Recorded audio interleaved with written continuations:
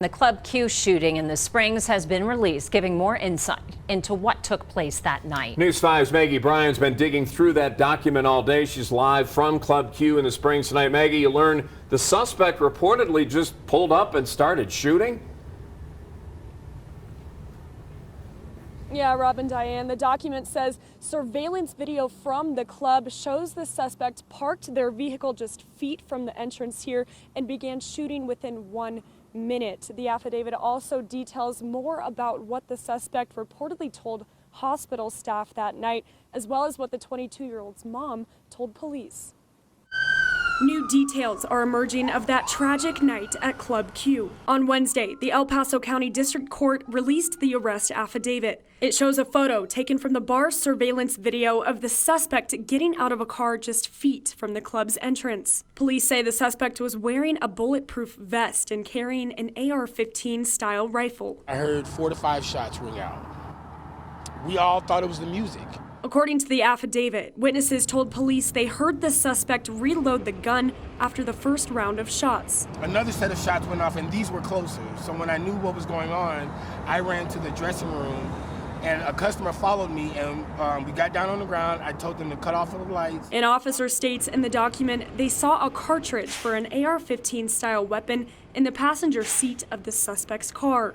I got into mode, and I needed to save my family. The document also details one of the calls to 911, saying the suspect had reportedly been detained and was being beaten up on the dance floor. I just kept wailing on him, and I told the kid in front of me, kick him in his head, keep kicking him in his head.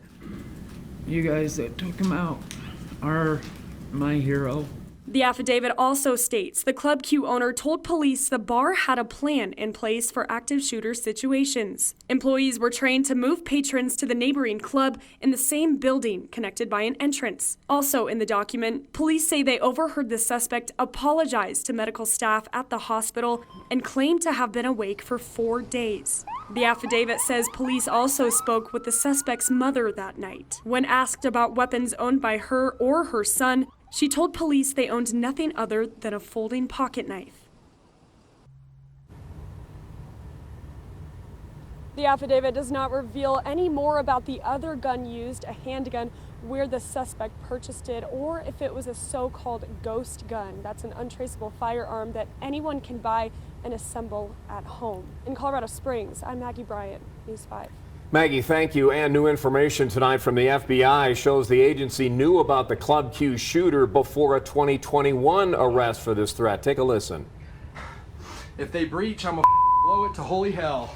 In a new disclosure, the agency says it received a tip about the suspect the day before the arrest last year. On June 18th of 2021, the suspect's grandparents called 911 saying that the accused gunman was building a bomb in their basement, threatened to kill them, and also proclaimed to become, quote, the next mass killer. The suspect later taken into custody on charges of felony menacing and kidnapping.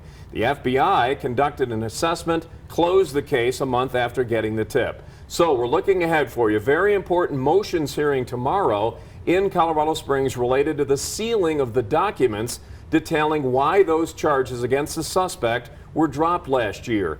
News organizations, including News 5 and our partners, we're trying to get those documents unsealed in an effort to shed more light on why the district attorney's office dropped charges.